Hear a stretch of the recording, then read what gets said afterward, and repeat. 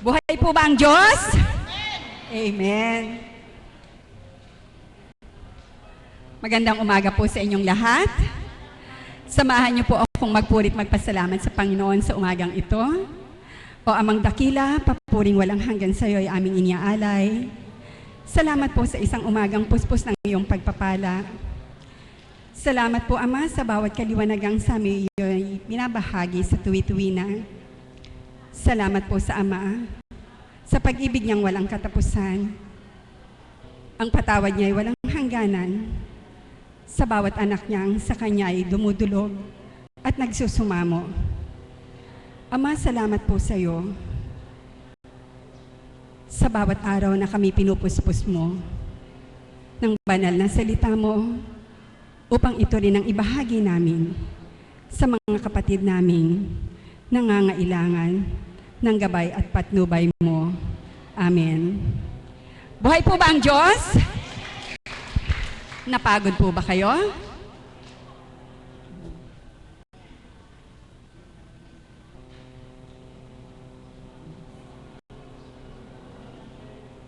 Sa umagang ito, sama-sama po natin papurihan, pasalamatan ng ating Panginoon, ang ating Diyos na buhay, sa pamamagitan ng pagbabahagi ng Kanyang kabutihan sa atin, sa pamamagitan ng pagbabahagi ng Kanyang pag-ibig sa atin, at sa liwanag na ating nakamtan, pamula nang siya ay ating tanggapin sa ating puso at kaisipan. Amen po ba doon? Amen. Ano nga po ba ang mga biyayang natanggap natin? Ano nga po ba ang hiwagang ating natilayan sa banal na dambanang ito? At ano nga po ba ang kabutihan ng bawat pagmimensahe ng ating mahal na Apo Kunching, ang babaeng kinalugdan ng ating Panginoon? At sa kanyang katauhan, ang banal na Espiritu ay sumasa kanya, salitang banal ay nunukal sa mga labi niya. Amen po ba? Amen. Sa umagang ito, meron po akong isang kapatid na nais tawagin. Pamula po nang siya'y makilala ko, nakita ko po kung paano siyang nanalig. Kung paano pong siya ay, kung paano niya pong isinukong ganap ang kanyang sarili, 10 ng kanyang mga mahal sa buhay. At kung paano nga po ba, na sa pamamagitan ng salita ng ating banal na Espiritu sa katauhan ng ating Apo Kunching, sila ay lahat nabuksang pamilya. At ang kagalingan ay inatamo sa pamamagitan ng dahon-dahon at tubig lamang. Talaga pong sila ay nagtibay na sa gawing ito, sa dambanang banal sila ay gagaling at ang kagalakan ay kanilang kakamtin. Palakpakan po natin ang Diyos na buhay para sa ating kapatid na Alma Miranda.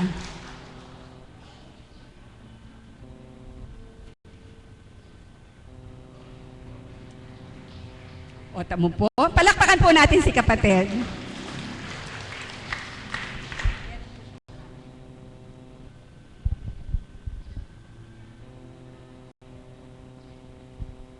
Ang pagtitibay po nitong mag-asawa na to ay hindi ganun lamang.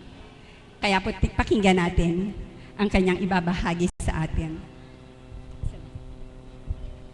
Isang mapagpalang umaga po sa ating lahat. Buhay po ba ang Diyos? Sa umagang ito, nais ko lamang pong papurihan at pasalamatan ang dakilang Ama, ang mahal na Apo Kunching, sa kagalingan ay pinagkaloob niya sa aking kabiyak. Sa tibay po ng aming pananalig at pananampalataya, na sa dahong ito ay ang aming kagalingan.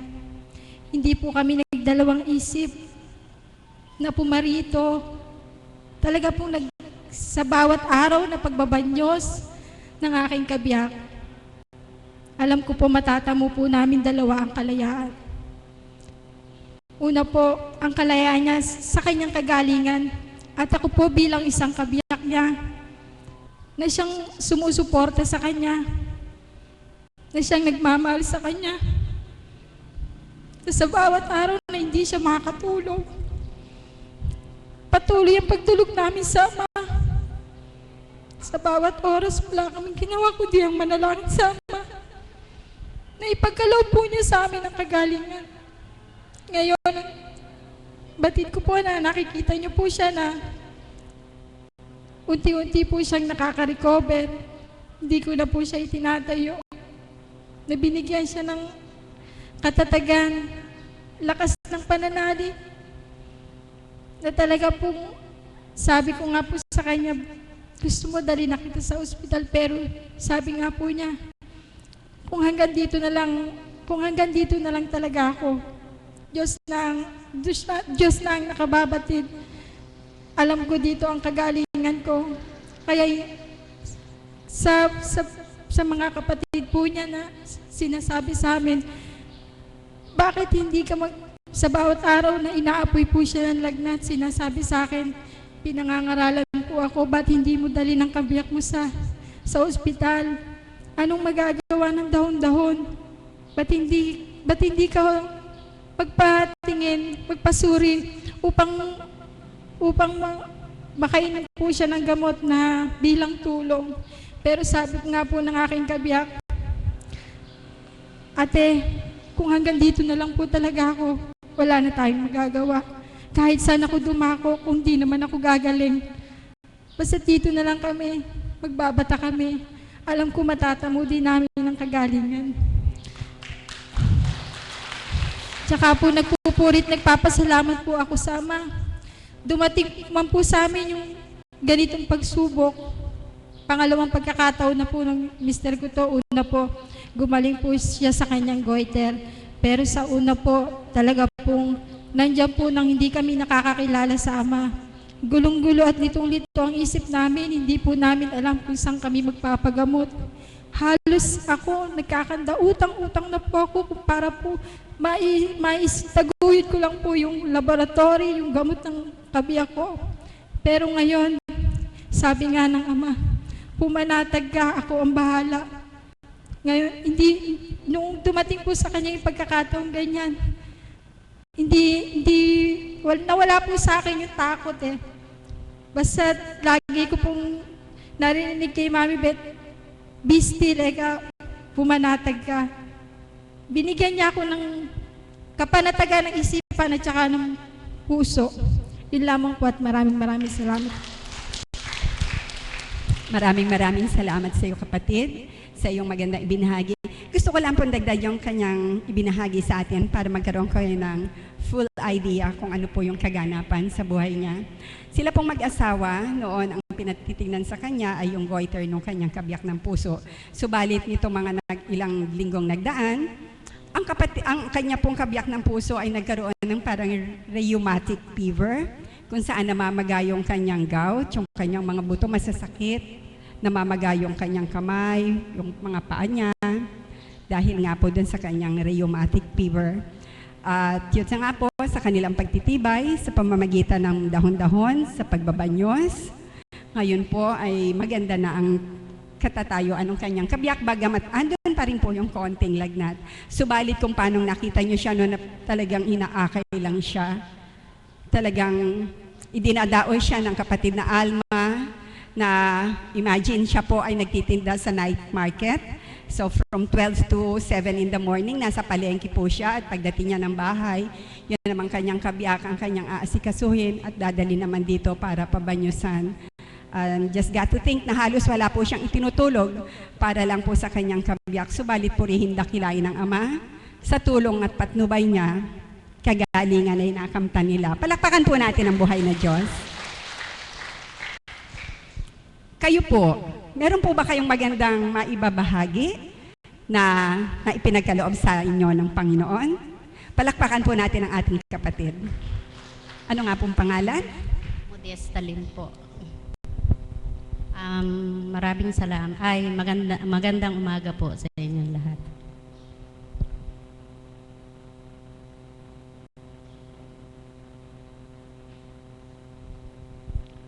Ang ibabahagi ko po sa inyo ay kung paano ako nakapunta dito.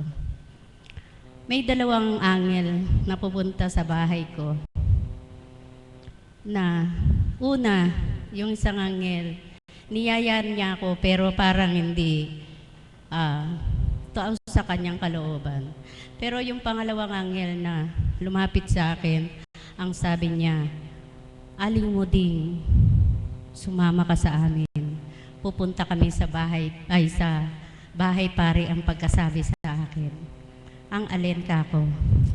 Doon kay Mare na pinupuntahan. Oo daw. Bago niya ako naanyaya, ay kalalabas ko lang po ng ospital. Ako po ay diabetic at mga 3 o 4 years na siguro akong diabetic. Ngayon, kaya po ako na ospital, ang aking ulo ay parang pinipiga ang aking utak. Sumasakit ang aking mga sentido. At sumasakit din ang aking batok. Hindi ko malaman, 3 araw na akong nakahiga. Ang sabi ng aking anak, Mama, dali na kita sa doktor mo. Sabi ko, hindi. Sabi ko, nung pangatlong araw talagang sakit na ang aking ulo, hindi ko na matiis. Mama, ano bang pakaramdam mo? Dali na kita sa ospital. Ngayon sabi ko, doon mo na lang ako dalhin sa public. Sabi ko, dahil mahal lang doktor ko. Sabi ko, o sige mama, sabi niya sa akin, doon na lang kita dadalhin. Doon po nga po kami pumunta. Kaya po pala sumasakit ang aking batok. Tumaas na naman po ang blood pressure ko kasi mababa, mataas ang nangyayari sa akin. Ngayon po, nung dinala na ako doon, ang sabi ko po doon sa doktor ko, Dok, bakit po ang aking panga ay naninigas? Bakit po ang aking kalating ulo ay namamanhid? Ang aking batok ay masakit. Ang sabi niya sa akin, i-ECG kita. Nung in-ECG na po ako, wala pong lumabas na sakit sa aking puso. Ang sabi niya sa akin, wala kang sakit sa puso. Ano po yung sakit ko? Hindi po ako sinagot. Nagdasal po ako sa Panginoon. Ang sabi ko, Panginoon, ano po ang aking sakit? Bakit hindi po ituran sa akin ng aking na tumingin sa akin kung ano ang sakit kong ito? Pinalabas na po kami dahil wala po silang nakita sa akin na sakit, na wala siyang masabi sa akin ng aking doktor na sakit ko. Pinalabas po kami nung hapon na rin yon at lumabas po kami. Nagdasal po ako nung gabing yon. Panginoon ko, ano po ang aking sakit na to? Ito po pa'y masama na pong sakit. Pag blessing po sa akin, yun pong sinasabi kong 2 anghel na lumapit sa akin. At yung isa po talagang pinilit niya ako na sumama. Hindi, nung ano po'y sumama na rin po ako. Sige, sasama na ako. Nung pagpunta ko po rito, dyan pa lang po ako sa pintong iyan at tumapak ako. Parang ang aking katawan ay hindi man lubusang naalis ang sakit ng aking nararamdaman, pero naramdaman ko po talaga na gumaang po ang aking pakaramdam. Yun po ang aking may babagi sa inyo. Sa ngayon po, nung pong binlessing po pala ako ni Apo Conching, at wala naman po siyang sinabi sa aking dahon. Wala naman po siya aking sinabing kundi sabi niya, gusto mo bang bumalik? Sabi ko, opo. Ayun po, ang ginawa sa akin ay nagbanyos lang po ako ng 9 na araw. Ngayon po matatapos na po ako. At yung tubig lang po niya ang aking iniinom. Ang gamot ko po, hininto ko po lahat. Wala na po akong iniinom na gamot, kundi yung tubig na nanggagaling ditong kinukuha ko. Yun lang po ang aking iniinom. Nagpapasalamat ako sa Panginoon, sa Amang Diyos na makapangyarihan, dahil lang po sa tubig na ininom ko, ako po ay gumaling at wala na akong nararamdaman. Maraming salamat po. Maraming salamat po, mahal na kapatid. May napulot po ba kayo doon? Eventually, hindi po yung tubig. Ang tubig po ay ginamit lamang. Subalit ang kanyang pananalig sa Panginoon, ang kanyang taimtim na pananampalataya, ang nagpagaling sa kanya sa tulong ng tubig at dahon-dahon. Amen po ba doon? Amen po ba? May nagpagaling na po ba sa inyo ng dahil sa tubig? Taas nga po ang kamay. Amen. Purihin ng Diyos. Meron po bang gumaling ng dahil sa dahon at damo? Amen. Marami po at isa na rin po ako doon. Okay. Alam niyo po, isang linggo na po ngayon, mamayang bandang 11, no, ako ay maaksidente.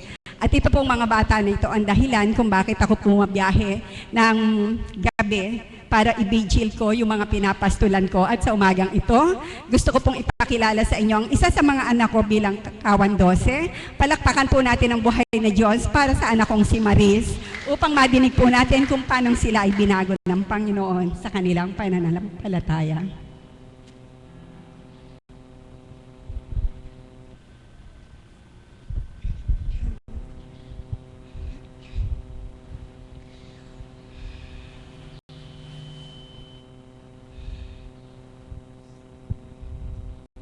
Magandang umaga po sa tanghaling ito. Buhay po ba ang Diyos?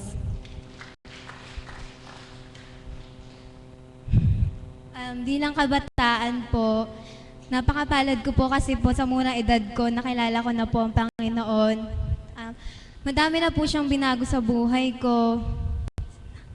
Sa dating buhay po, di naman po makasalanan pong tao. Di naman po kasi naiiwasan. Subalit ngayon, kilala, tinanggap ko ng Panginoon na buong buo sa puso ko. Marami na po siyang nabago sa akin. Ngayon po, darating na po, papasok na po kami sa Monday. Miss ko po talaga tong dambana. Kaya po, kahit mamasahe lang po, kahit kami lang pong dalawa, pinipilit ko pong makapunta dito. Kasi po sa darating na pasukan, bihira na lang po makakapunta dito. Napakarami pong biyayang pinagkakalob sa akin ng Panginoon. Sana rin po dun sa pagbabata po namin. Nakauwi na po yung daddy ko, galing abroad na ligtas.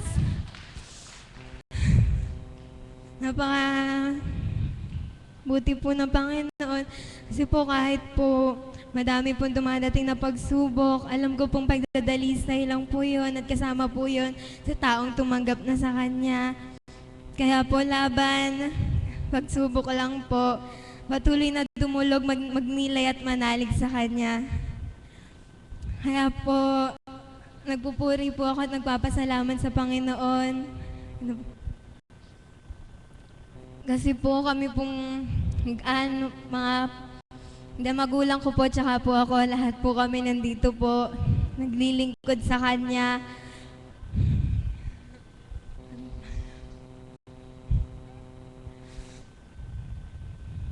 Yun lang po. Thank you po. Maraming salamat.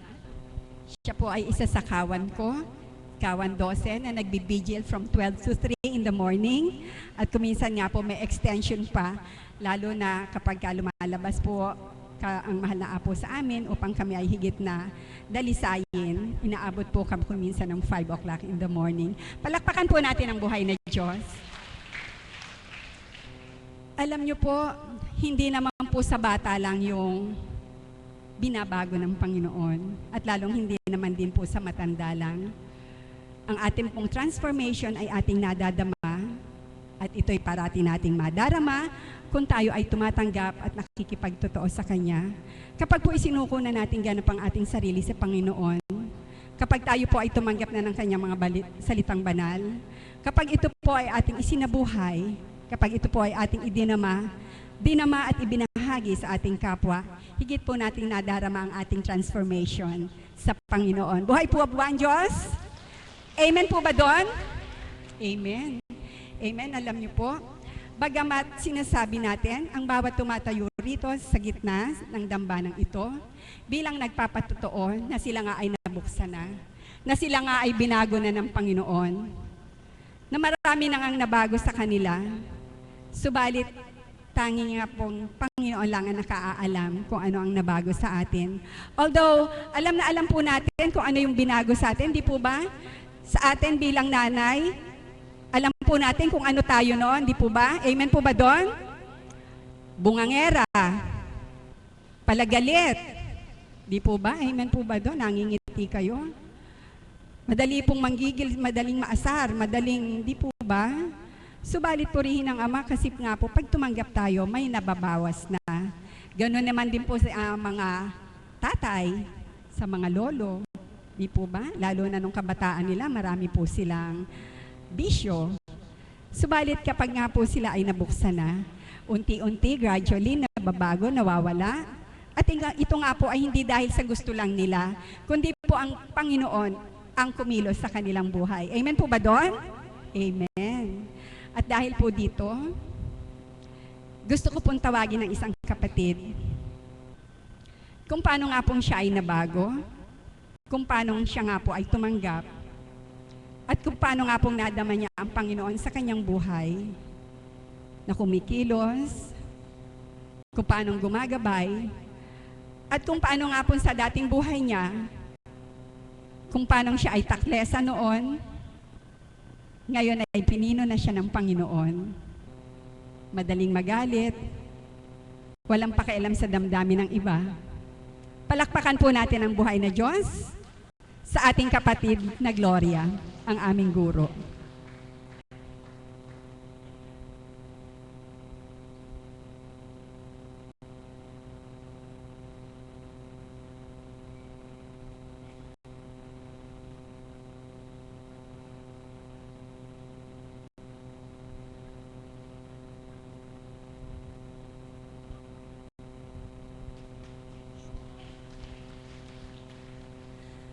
Buhay ang Diyos.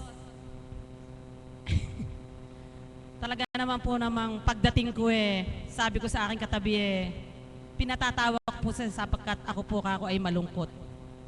Pero sabi nga po, hindi naman yung kalungkutan, hindi laging mananahan sa puso ng bawat isa dahil alam mo na mayroon kang laging kasama sa bawat araw.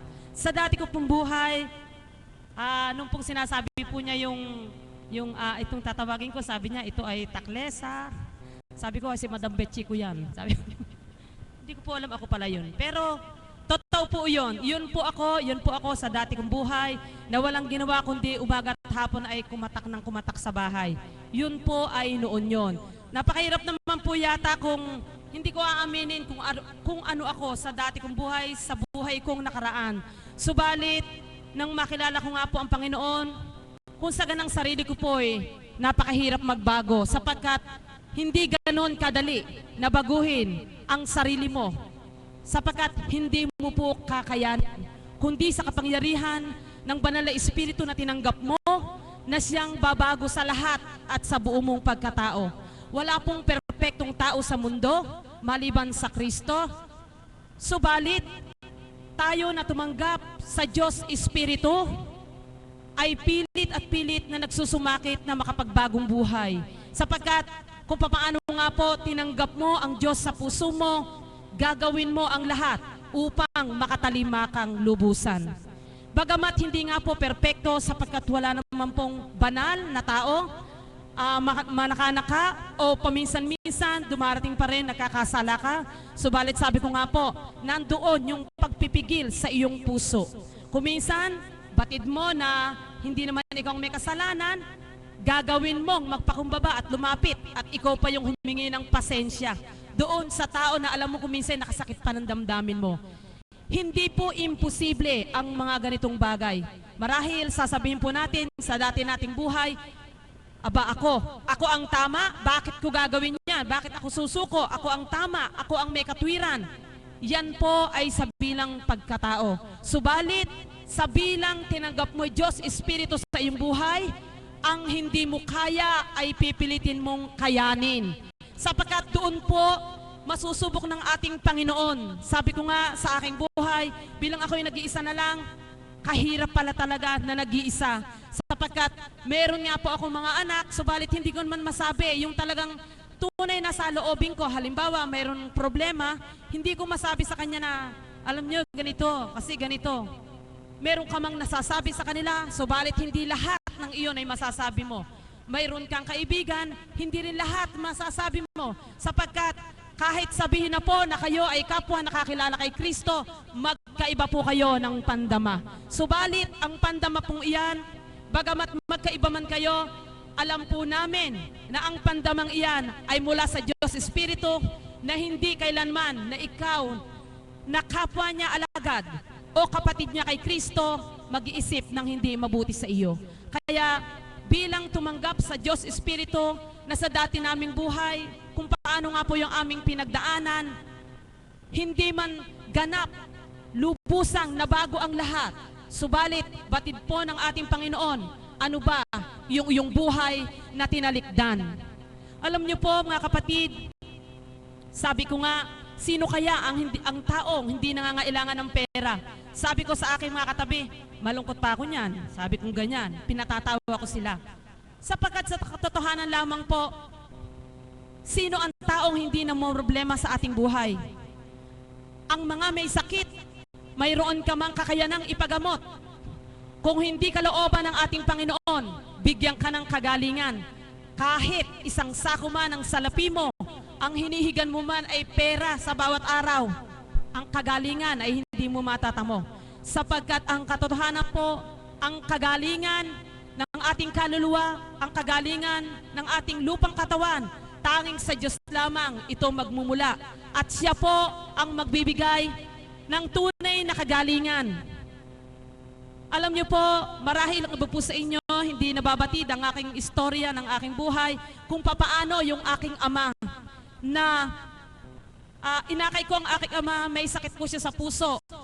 Ang sabi ko po, Ama, tumungo ka sa dambana at sisiguraduhin ko sa iyo, sa loob ng 9 na araw, gagaling ka at magbabago ang iyong pakiramdam. Tumungo po siya rito hanggang sa loob po ng 8 araw, nagbahagi ang aking ama at ang sinabi niya, wala na akong nararamdamang sakit sa aking katawan. Luminaw ang aking mata, lumakas ang aking tuhod, wala na ang paninikit ng aking dibdib. Hanggang sa inawitan niya ang Panginoon at pagdaka po na siya ay umaawit, para siyang nasa mid. Bigla po siyang napaupo at nang siya umupo, bigla na po siyang natumba. Sa totoo lamang po, kung ikaw na anak ng Ama na mahina ang pananalig at pananampalataya sa Ama, magkakaroon ka ng hinanakit sa iyong puso at doon ay magtatanong ka, Panginoon, di ba't pinangako mo sa mga anak mo, sa mga lingkod mo, na kailan may hindi mo pababayaan ito? Bakit ang aking ama ay nagkaganito? Subalit hindi po pumasok sa aking kaisipan, sapagkat katotohanan po ang tinuran ng Banal na Espiritu sa aking bibig. Ama, sa loob ng 9 na araw, gagaling ka. Mga kapatid, nang nabuwal po ang aking ama, ang sabi ng mahal na apo, sige kapatid, dali mo sa ospital para malagyan natin ng yung panghinga, yung oxygen. Batid ko po ang aking ama, ayaw niyang magpadala. Subalit, kailangan. Sinakay po namin ng sasakyan, buhay siya, hanggang sa pagdating sa Metangos, naramdaman ko po na napagutan na ng hininga.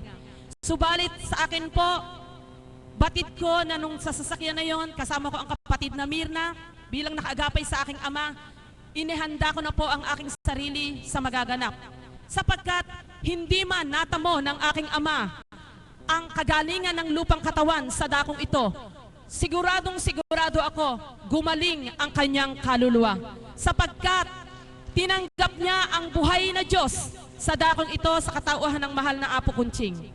Masakit sa bilang anak na mawalan ka ng isang mahal sa buhay, ng isang magulang, subalit ako'y nagpapasalamat sa Diyos sapagkat ang niluwal ng aking bibig ay pinatotohanan niya sa aking ama. Sa loob ng 9 na araw, ikaw ama ko ay gagaling. Pumanaw man ang aking ama, masaya ang aking puso, sapagkat batid kong siya ay kapiling na ng Diyos na nagbigay ng buhay at nagpahiram sa kanya ng buhay. Kung minsan po, napakaraming pagsubok ang ating dinaraanan. Sa aking kabiyak, hindi rin po biro ang naganap.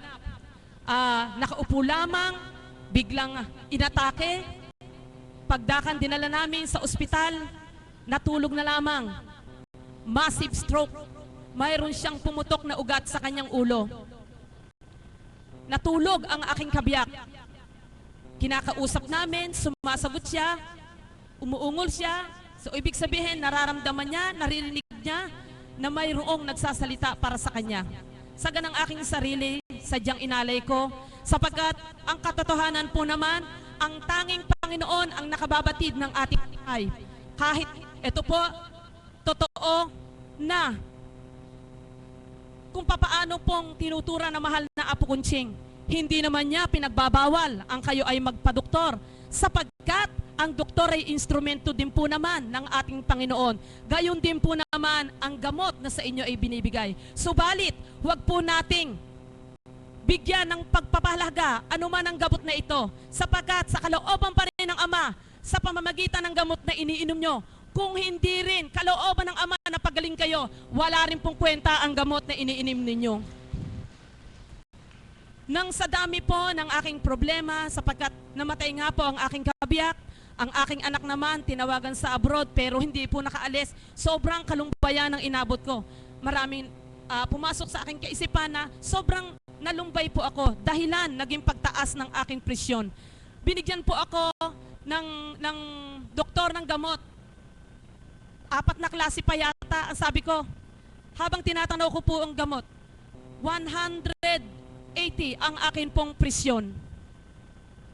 Subalit, wala akong naramdaman na masyadong paghihirap sa akin, kundi meron akong nararamdamang kakaiba. Subalit, hindi katulad ng mga nakikita ko na nagsisitaas ang presyon. Alam ko na ang aking sakit ay sa aking kaisipan lamang. Sapagkat kung papaano nga po, hindi ako sanay sa dating buhay ko na mag-iintindi ng ganon, mag-iintindi ng ulam, mag-iintindi ng bigas, mag-iintindi ng ilaw, mag-iintindi ng lahat ng bagay, ng kuryente o kahit ano paman. Subalit ang lahat ngayon, lahat ng iyan ay dinadala ko, pinapasan kong mag-isa. Binigay sa akin ang gamot, tinitignan ko siya. Sabi ko, Panginoon, wala naman akong sakit eh. Sapagkat alam kong wala akong sakit, hindi ko po ininom ang ibang gamot na ibinigay niya sa akin. Inalis ko po yan sapagkat bakit? Yun po ang aking katanungan. Bakit? Wala naman po akong nararamdamang sakit. Ngayon po, nang ako po ay, sa tuwing na po, ang ginagawa ko po, nag-e-exercise po ako. Exercise. Pag umaga, 30 minutes, kinukuha ko po yung bola ng basketball at sa harap ng aming bahay, doon po ako nagbabasketball. Pagdating po ng ako ay pinawisan na, hindi po ako masyadong nagpapagod. Basta po tumagaktak na yung aking pawis, titigil na po ako. Lalagyan ko na ng tuyo ang aking likod. Sapagkat inaangking ko na ang aking pagpapawis, doon ako pinagagaling ng ating Panginoon. Sa pamamagitan ng pawis na yan, inilalabas ko ang kolesterol, anuman yung mga lason sa aking katawan. Sa totoo lamang po, kung paano nga po lagi kong sinasabi, hindi naman po masamang uminom ng gamot. Wala naman pong sinabi ang mahal na Apo Kunching na huwag kang uminom ng gamot, kundi higit natin pahalagan ang Diyos na magbibigay sa atin ng buhay, na siyang magdudugtong sa ating buhay. Sige po, halimbawa uminom kayo ng gamot, manalangin kayo at sabihin nyo na, Ama, sa iyong kapangyarihan sa pamamagitan ng munting gamot na ito, ang kagalingan ay padadaluyin mo sa aking katawan sa pamamagitan ng gamot na ito. Sapagkat marami po kasi ang nangyayari, totoo po ang kapahayagan ng Banal na Espiritu na kung minsan, mahirap po na Subalit, kagaya po nung sinasabi, ang daming gamot, katakot-takot yung ininom. Bandang huli, kontra pala dun sa ganon, kontra sa ganon. Nagkakontra-kontra po. Subalit kung ang pananalig natin sa ating Panginoon, unahin natin siya higit doon sa nakikita nating ibinibigay sa atin na yan. Siya, sapagkat batid po natin sa Kanya galing ang ating buhay, siya po ang magbibigay sa atin ng kalakasan. Ako po, hinihiling ko sa ating Panginoon, katulad ng lagi kong sinasabi, Ama, dugtungan mo pa ang aking buhay, sapagkat ikaw ang nakababatid kung kailan mo kukuhanin ito. Ikaw ang nakababatid, itatakda mo kung kailan muli babawiin ang buhay ko. Subalit, ako'y nananambitan sa iyo, alang-alang sa aking mga anak na nais ko'y gabayan, at ikay aking ipakilala. Paunti-unti man, hindi man biglaan, pinipilit ko sa aking mga anak na ang Diyos na buhay ay aking pakilala, na ang Diyos na aking pinaglilingkuran at sinasamba, nais ko rin kanilang makilala. Kaya po, sa mga naririto, sa mga may karamdaman, unahin natin ang higit na pananampalataya sa ating Panginoon na walang ibang magbibigay kagalingan kundi ang ating Diyos na buhay sa pamamagitan ng Kanyang Espiritong Banal. Maraming salamat po. Maraming salamat po sa iyo, mahal na kapatid. May napulot po ba kayo sa umagang ito, sa kanyang ibinahagi? Amen. Isa nga pong malakas na palakpak para sa Panginoon. Okay. Maraming salamat po. Sino nga po bang anak ng Diyos ang kumilala ng lubos ang hindi niya pinagpala? Sino nga po bang nanambitan sa Kanya ang hindi niya pinagbigyan? At sino man pong anak niya na sa Kanya'y kumilala ng lubos ang hindi nagalak? Alam niyo po, sadyang napakarami ng biyaya ng Panginoon. Hindi na po natin ito mabibilang. Sobrang biyaya na po, makapal pa sa kapal ng ating buhok. Amen po ba doon? Amen po ba? Isang malakas na palakpak nga po sa Panginoon. Salamat po. Sa araw-araw po, kapag tayo ay kumilala sa Panginoon, tayo na dinadama natin ang kanyang mga mensahe sa katauhan ng ating mahal na Apo Conching, tayo na mga nabuksan na, hindi po ba natuto na tayong magnilay? Marunong na po ba tayong magnilay? Amen po ba? Amen. Kapag po tayo nagninilay, pinipilit po natin huwag tayong makasakit ng damdamin ng ating kapwa. Amen po ba doon? Sa atin pong pagninilay, bagamat meron po tayong paminsan-minsan sa kabiglaanan ay nasasambit na nakasasakit, subalit ando naman po ang paghingi ng kapatawaran sa ating Panginoon, gayon din naman sa ating nasakitan. Amen po ba? At napakapalad po natin sa araw-araw sapagkat nga sa tuwing tayo tumutungo sa dambanang ito, ang ating kaalamang pangkabanalan ay napupuspos, nadadagdagan, tayo ay muling nabubuhay. Amen po ba? Yes, nare-reborn po tayo sa Panginoon. At dahil nga po dito, marami ang unti-unti sa ating lumang kaugalian, sa ating sarili, ang nawawala na nang hindi natin namamalayan. Isa na nga po dito yung ating mga hindi magandang ugali. Isa na rin po dito yung ating, higit sa lahat, yung ating pananampalataya sa Panginoon. Na kapag sa araw-araw na pagtungo natin dito, tayo ay nadadagdagan, tayo ay napupunan, tayo ay naliliwanagan, at tayo ay tumatanggap, tayo ay nabubuhay na muli. Tayo ay nagiging born again sa Panginoon. Amen po ba doon?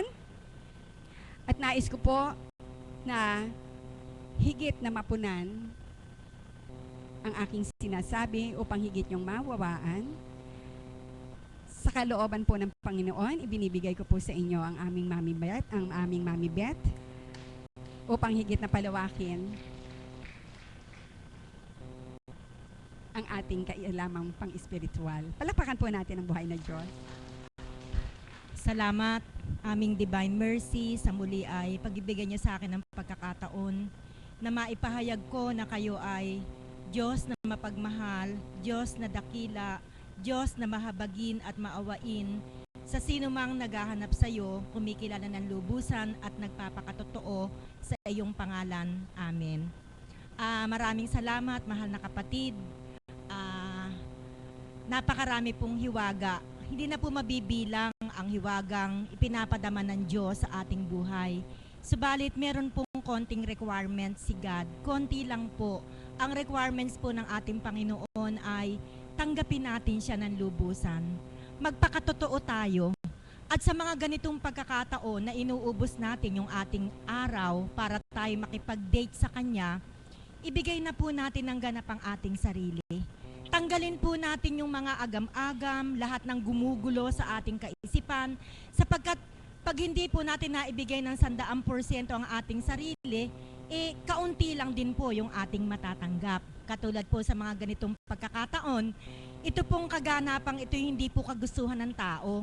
Hindi po kalooban ng ating facilitator, si Tita Promise, na siya ay tumayo dito at magtatawag ng mga taong magpapahayag dito, kundi iyan po ay kagustuhan ng ating Panginoon. Palakpakan po natin ang ating Diyos na buhay.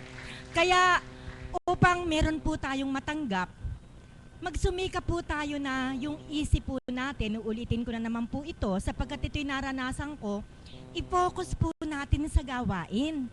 Huwag po tayong nag-iisip ng kung ano-ano. Iniisip natin yung masasakit sa katawan natin. Ang iniisip natin yung mga iniwan natin sa bahay. Yung mga iniisip natin yung mga makamundong bagay na gumugulo sa ating kaisipan. Pag kayo'y inantok, talo na kayo. Sapagkat ang antok hindi mula sa Kristo. Pinaaantok kayo ng kalaban niya, ng dyablo, para hindi kayo makapag-focus sa nagaganap dito sa harapan. Dapat po sa anumang gawaing pang-espiritual na ating dinadaluhan, ibigay po natin ng 100% ang ating sarili. Amen po ba? Ito po ang isa pang halimbawa. Kung kayo po'y makikinig ng misa, ituon po ninyo ang inyong isip at buong pagkatao sa pakikinig ng misa. Hindi po yun na, alam nyo naman yung sagot, mga responses sa misa, bakit po kayo tinatamad sumagot? Alam naman po natin yung mga awit na pangkabanala na ginagawa sa mga espiritual na gawain, bakit po ayaw nating makiisa sa pag-awit? Mahirap po bang umindak habang umaawit? Bakit po kayo nahihiya na umindak?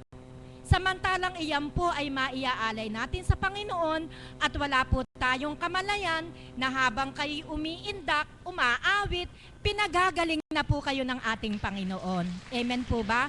Kaya po kung minsan, at ako ay nagmamasid, meron pong mga kapatid tayo na oras na mag-praising, umindak sa Panginoon, umawit sa Panginoon, ayaw ikilos ang katawan.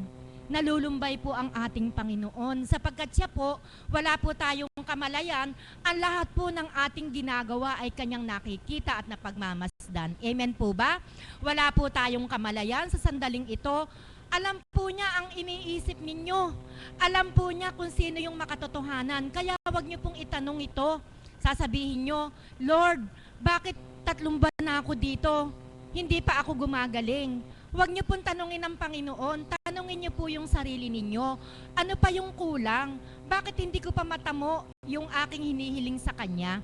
Yan po yung dapat nating ilagay sa isip natin na sa tutuwina kung tayo po'y makikipagniig, makikipagtipan sa ating Panginoon, ibigay po natin ng 100% ang ating sarili. Amen po ba?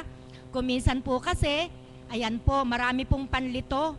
Sa kabila ng ating pagsusumikap na tayo makatalima, pilit at pilit, sumisingit yung kalaban niya. Sino po ba kalaban niya? Sino po? Sino po kalaban ng Kristo? Ang demonyo. Diretsahin na po natin, ang demonyo.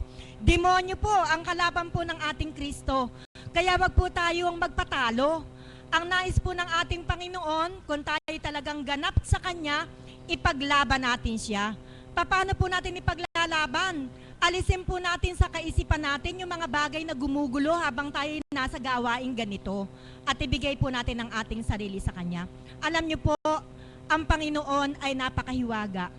Napakarami po niyang hiwagang pinapadama sa bawat isa sa atin. Subalit ang problema, tayong mga tao, hindi po natin ma-recognize yung ano po yung hiwagang ibinibigay sa atin ng Panginoon. Sa araw-araw, minu-minuto, oras-oras, marami siyang hiwaga. Ako po ay 7 taong ko na nga po dito. Una po ako nakarating dito noong 2006, naikwento ko na po sa inyo. kung paano ako nakarating sa pamamagitan po ng karamdaman ng aking apo na ginawang kaparaanan ng Panginoon upang ako'y maakay sa lugar na ito. Sapagkat batid po ng Panginoon ang puso't kaisipan ko.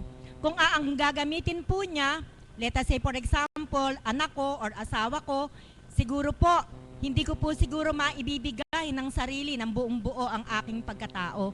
Dahil po mahal na mahal ko yung apo ko, isang pitik lang po niya sa akin, hindi na po ako nag-isip, tumalima na po ako. Palakpakan po natin ang ating Diyos na buhay.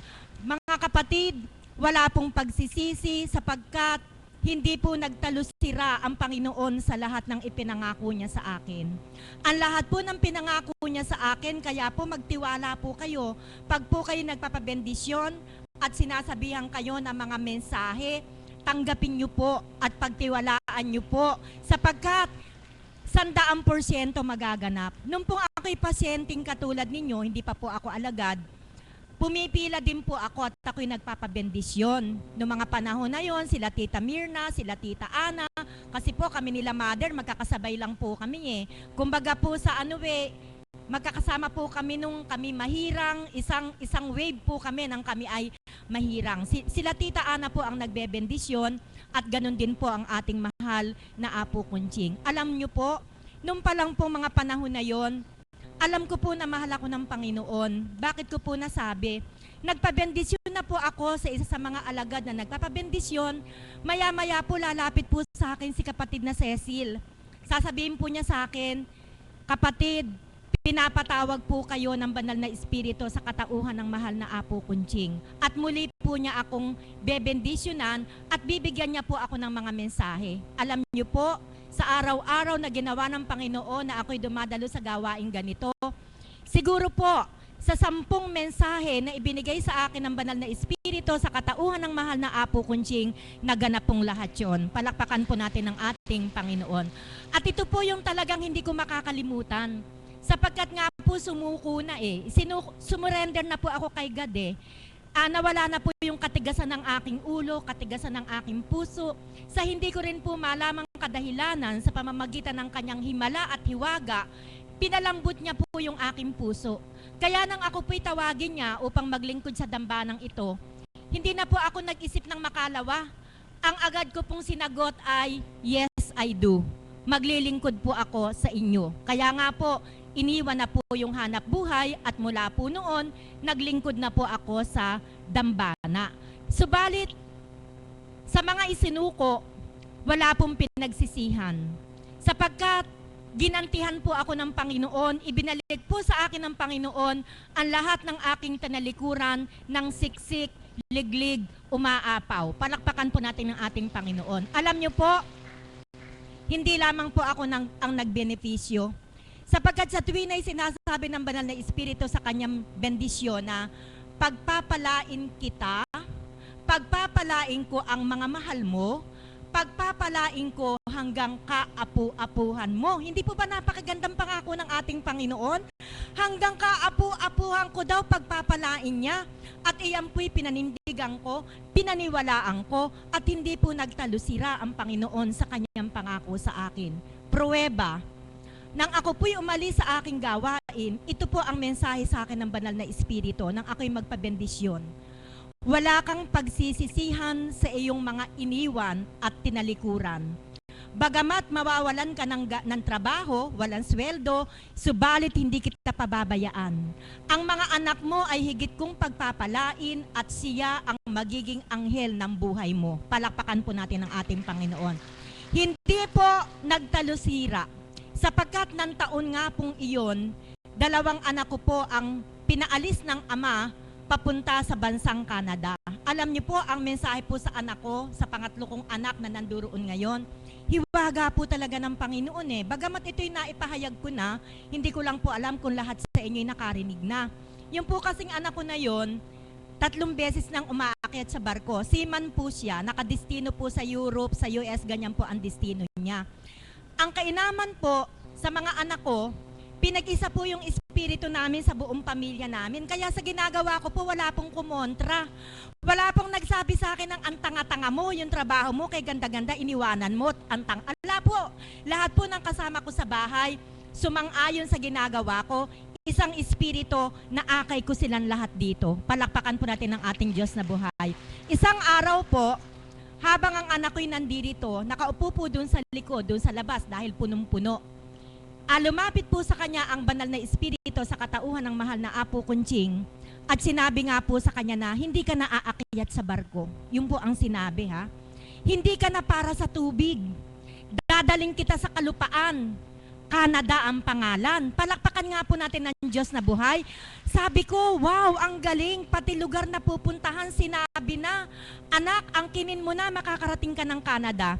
Subalit ang anak ko'y may pag-aalinlangan pa. Ang sabi niya sa akin, Mami, paano ako makakarating ng Canada? Yung mga papers ko, sinabmit ko na para makaakyat ulit ako sa barko. Ang sabi ko po sa kanya, anak, pagtiwalaan mo ang sinabi ng banal na espiritu. Kung talagang para sa iyo, sa iyo.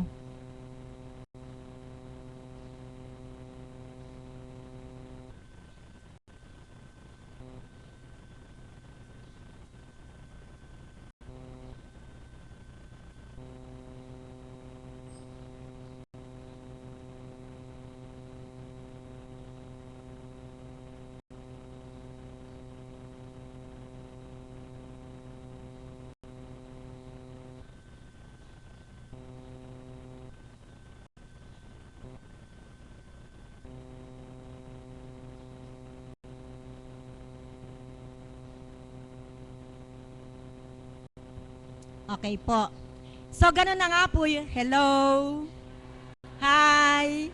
Hello, hello. Hi, hi. Ayan. Kasi wala yung attention nyo eh. Okay po. So, ganun na nga po yung naganap. Nakarating po siya sa Canada, sa kaparaanan ng ama. Subalit, nagkaroon pa rin po ng mga balakid. Nang siya po ay aakyat na sa eroplano, nang na-check na po yung bagahin niya, meron pong isang napakalaking pagsubok. Nang idaan po sa detector yung bagahin niya, na-detect na may metal sa kanyang bagahe.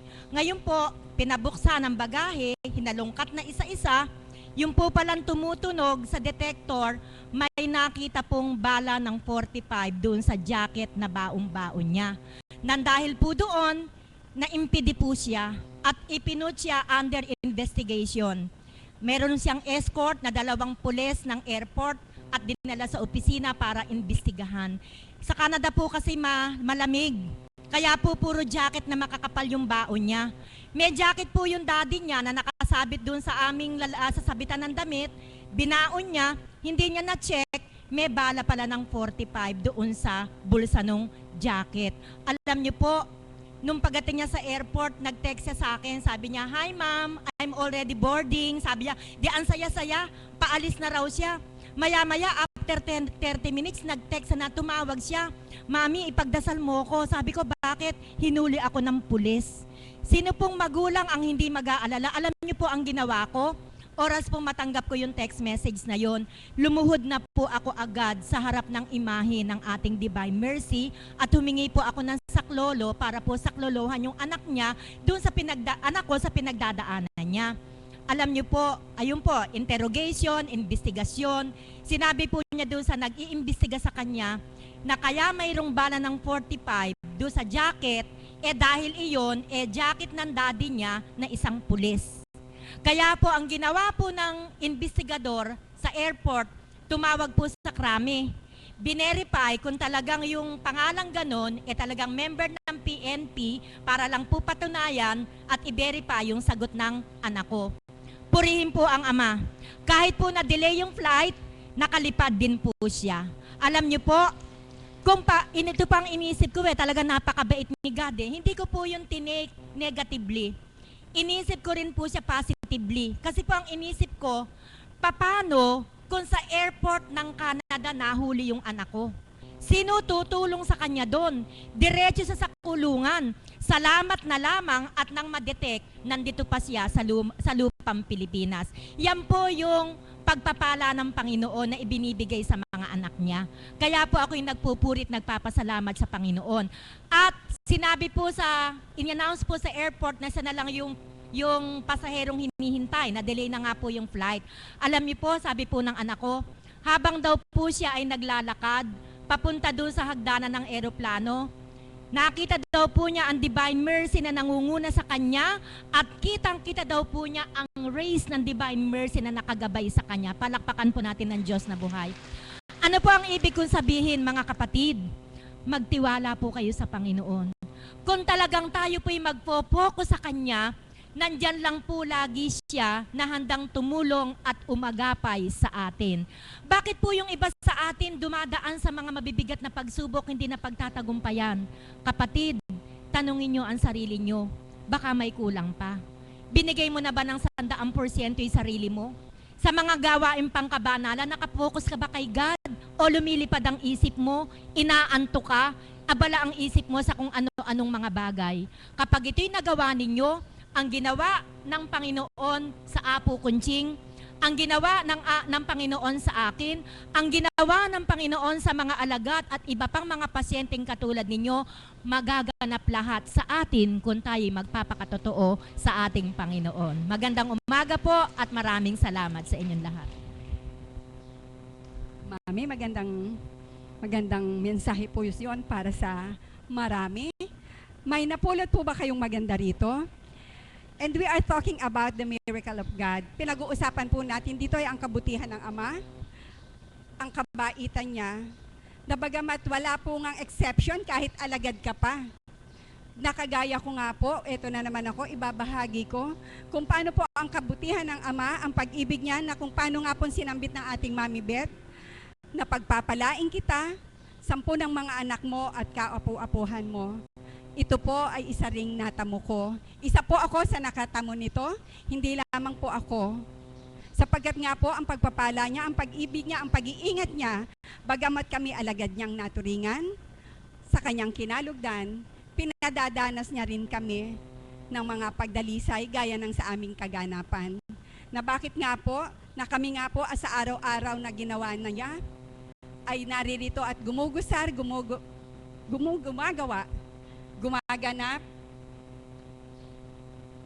ay binibigyan niya pa rin ng pagdalisay. Bakit nga po ba? Nangyari pa sa aming kabiyak. Ng aming kabiyak ang kami maaksidente.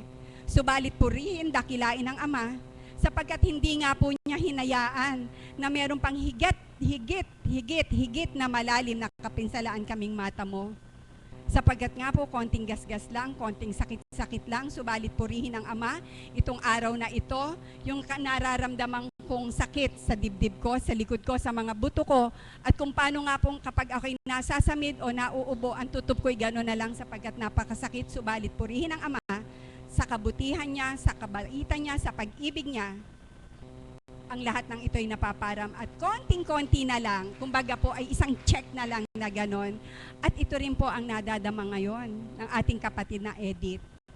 Kung saan nga po kanina lang ay andito na ang aking kapatid na maagang napunta rito upang maglingkod, upang gumanap sa kanyang pag-aatas sa kanya. Subalit biglang ang tawag ay dumatal upang ibalita lang ang anak niya ay naaksidente. Siya po yung batang pumasok kanina lang. At dito po ay maririnig natin muli kung paano gumalaw ang Panginoon sa aming buhay bilang alagad niya. Na kung saan nga daw po ang motor na ginagamit ng kanyang anak ay sirang-sira na at di pakikinabangan. Subalit purihin ng Ama ang batang nakasakay na gumagamit ng motor. Nang ito ay ipa-x-ray, wala naman daw pong fracture. Purihin po natin ang Panginoon. At para po dito, gusto kong tawagin ang aking kapatid na Edith upang magpurit magpasalamat sa Panginoon. Nakbagamat may pagdalisay sa kanya ngayon, sa kaganapan sa anak niya, subalit ang pag-ibig ng Ama pa rin ang siyang nanguna. Palakpakan po natin ang buhay na Diyos.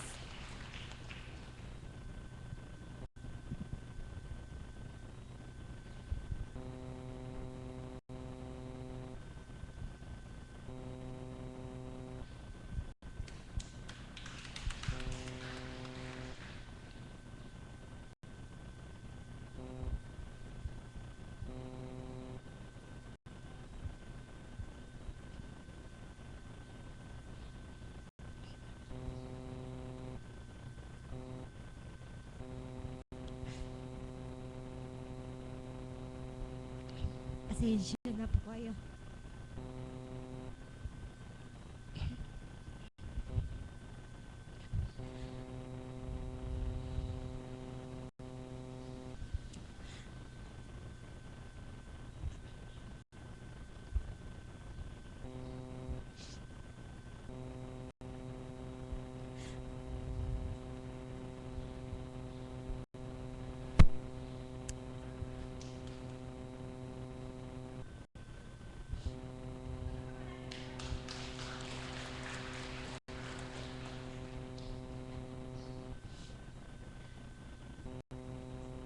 Muli po ay pinasasalamatan ko ang Ama sa kadakilaan na ipinagkaloob niyang muli sa aking anak. Siya po yung batang na-aksidente din nung bago lang po ako noong 2008. Nang siya din po ay ma-aksidente noon na 3 araw na tulog po siya noon. Na kung paano po noon ay pinakita niya sa akin ng kanyang kahiwagaan.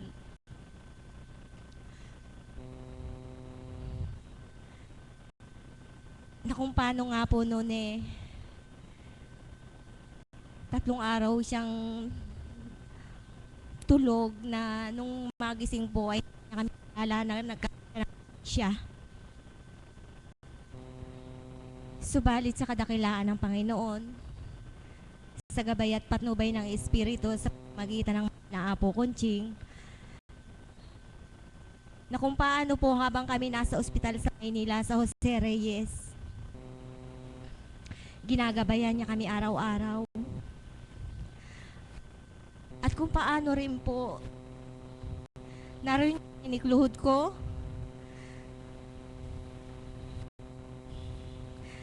na kung paano nga po noon na ang tatay lang niya ang nakatabi sa kanya, na ako ay parating wala at patuloy na dumudulog sa kanya, na ipagkaloob niya ang kagalingan sa aking anak, na kung paano din po noon ang hiling ko sa Ama noon nung makita ko ang itsura niya, kung po ang ako, ipinagkakaloob ko po siya at huwag na kahirapan pa. Subalit kung siya ay ipagkakaloob niya muli sa akin, ituro niyo po ang tamang paraan. Ang tamang doktor na titingin sa kanya, yun po ay pinagkaloob sa akin ng Panginoon. Na kung paano nga po nung pinalabas kami ng Apo ko at pinadala dito, pang siya ay banyo sa noon. Na kung paano po kanyang mukha noon ay bali nga po ang buto niya sa mukha. Na hindi siya nakakalakad, hindi siya nakakapagsalita sapagkat nagkaroon niya po siya ng amnesia. Subalit sa kadakilaan ng Panginoon, nang dinala ko po siya dito sa dambanang ito, bago po natapos ang 9 na araw na pagbabanyos niya, nakalakad po siya at nakapagsalitang muli at bumalik ang kanyang alaala. Ngayon po sa araw na ito,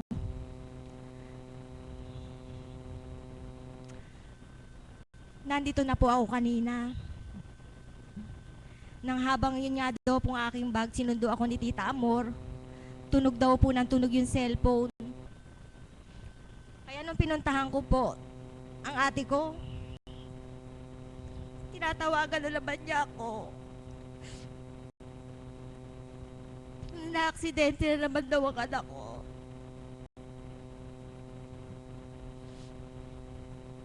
Kaya pinuntahan ko po siya. Subalit sa kadakilaan niya po ng Panginoon,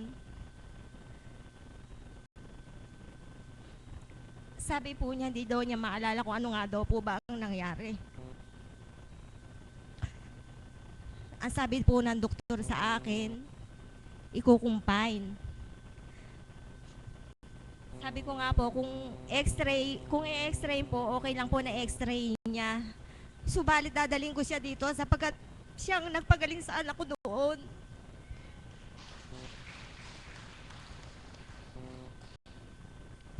Kaya ngayon,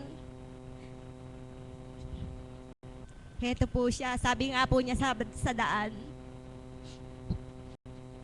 sasabihin daw po ng mahal na apo, Conching, kung kailang na-aksidente siya, tsaka andito na naman siya. Kaya sagot ko na lamang sa kanya, tanggapin mo. Kasi yan ang katotohanan din. Kaya nagpupurit, nagpapasalamat ako sa Panginoon. Ganun lang din po ang tinamasan niya. At muli po umaasa ako sa Panginoon na ipagkakaloob niyang muli ang kagalingan sa aking anak. Maraming salamat, mahal na kapatid. Alam kong hindi ito ang tamang oras upang patindigin ka rito.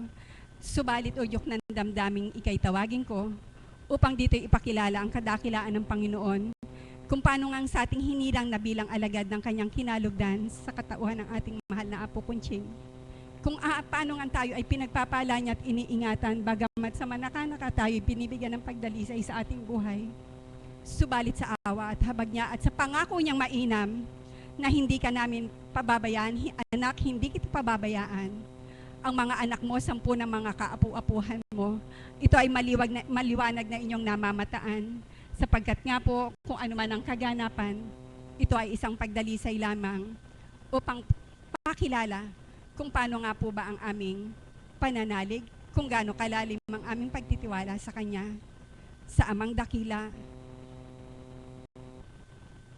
sa anak na si Jesucristo, ang Divine Mercy ang ating pinaglilingkuran, sa banal na Espiritong nananahan sa ating kinalugdan, sa ating mahal na Apo Conching. At ang kabutihan niya sa tuwitiyo na ay laganap sa bawat anak niya. Ito po ay isang patunay na ang pag-ibig ng Ama ay walang hangganan. Palakpakan po natin ang buhay na Diyos. Alam niyo po, kanina nadinig niyo sa ating mahal na kapatid na si Mami Beth, na ang sabi niya, sabi sa kanya ng Panginoon, mahal siya. Ang sabi sa kanya ng banal na Espiritu, ay mahal na mahal kita. Ikaw ay aking pagpapalain, ikaw ay aking iingatan, 10 ng mga anak mo at kaapu-apuhan. Alam niyo po kung sa araw-araw lang kayo ay nakikinig na matama sa babaeng kinalugdan.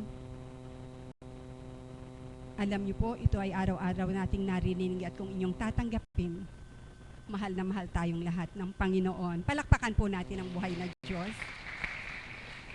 Kung kaya nga po, sa bawat araw at sino man ang tumatayo sa dambanang ito upang magpatotoo, pakinggan po natin sapagkat po kahit konti lang ay kapupulutan natin.